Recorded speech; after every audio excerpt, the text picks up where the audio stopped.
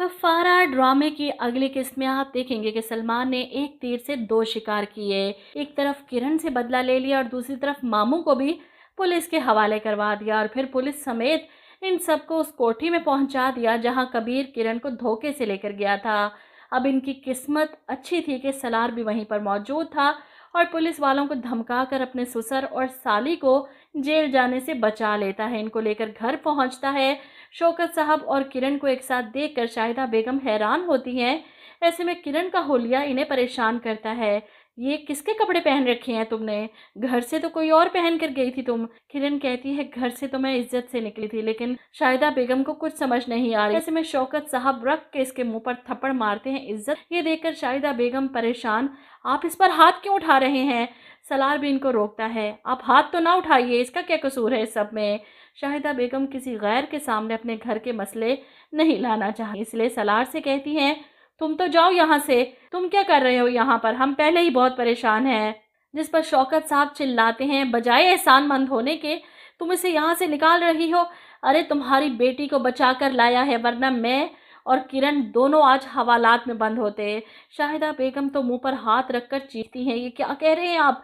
कहाँ से आई है किरण? कहाँ से पकड़ा है इसे? अब शौकत साहब तो बता भी नहीं सकते अपनी ज़ुबान से कि कहाँ से और किस जगह से इसको लेकर आए हैं। शाहिदा बेगम किरण को कोसती हैं, ये क्या किया तुमने? बाप की इज्जत को मिट्टी में मिला दिया। इसके साथ किसके साथ गई थी तुम? बताओ मुझे, किसके साथ गई? वहीं कबीर तो फ़ोन ही नहीं उठा रहा और किरण जानती है ये सब कुछ उसने जानबूझकर किया, अब उसे ब्लॉक भी कर दिया। वहीं दूसरी तरफ सलमान घर जाकर अपनी माँ और घर वालों को ये खबर नमक मिर्च मसाला लगाकर सुनाता है कि मामू को तो पुलिस पकड़ कर ले गई, ज़ुहैब ने डकैती की है ना मार्केट में। ये सुनकर नजमा बेगम परेशान, क्या मतलब पुलिस पकड़ कर ले गई मेरे भाई को और तुम यहाँ आकर मुझे ये खबर सुना रहे हो? अपने मामू के साथ जाते ना। वहीं जोया ये न्यूज़ सितारा को सुनाती है, तुम्हें पता है ज़ुहैब ने मार्केट में डकैती की है और पुलिस उसे तलाश कर रही है। ये सुनकर तो सितारा के पैरों तले से ज़मीन खिसक जाती है। वो फ़ौरन पहुंचती है अपने ताया के घर जहां सालार पहले से मौजूद था। ऐसे में किरण जो इतनी बेइज्जती होने के बाद किसी से नज़रें मिलाने के काबिल नहीं रही, कमरे में जाती है, पंखे से दुपट्टा अड़ाती है और लटकने के लिए स्टूल पर खड़ी होती है। जब सब घर वाले मौके पर पहुंचकर इसे बचा लेते हैं, सितारा भी इसे पकड़ती है, ये क्या करने जा रही थी तुम? वहीं सलार भी परेशान, शौकत साहब शाहिदा बेगम किसी को मुंह दिखाने के लायक नहीं रहे, इनकी बेटी ने रुस्वा कर दिया इन्हें ज़माने के सामने। वहीं ज़ुहैब भी ऐसे घर में वापस आता है जैसे कुछ हुआ ही नहीं, इसे कुछ पता ही नहीं। इन सारे मसलों से निकलकर ताहिर साहब अपनी रेपुटेशन ठीक करने के लिए मीडिया में अपनी बहू को आगे करते हैं और वो सबके सामने प्रेस कॉन्फ्रेंस करती है कि यतीम खाने के बच्चों से मुशक्कत करवाने का इल्ज़ाम गलत है। हम बस उन बच्चों को पढ़ाना चाहते हैं ताकि पढ़ लिख कर अपने पाँव पर खड़ा हो सकें। इन बच्चों को दूसरों के टुकड़ों पर पलने की आदत ना रहे, अपनी मेहनत से कमाएं और खाएं। अब इसकी प्रेस कॉन्फ्रेंस का असर ताहिर साहब की सियासत को होता है। वो सितारा को ऑफ़र करते हैं कि तुम मेरे ऑफिस में मेरे साथ काम कर सकती हो।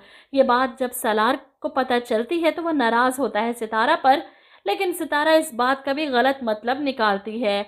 आपको मेरा जॉब करना बुरा लगा या फिर मेरा अपने पैरों पर खड़ा होने का खौफ है? सितारा की बात सुनकर सलार कहता है, तुम्हें क्या लगता है तुम्हारी कामयाबी पर खौफजदा हो जाऊंगा मैं? मैंने अपना शौक छोड़कर लोगों के आगे घुटने टेके थे ताकि तुम अपनी एजुकेशन पूरी कर सको, कोई अच्छी जॉब कर सको। यूं डैड के ऑफिस में रिसेप्शनिस्ट की कुर्सी संभालने के लिए यूं गधों की तरह पिक एंड ड्रॉप नहीं करता मैं तुम्हें।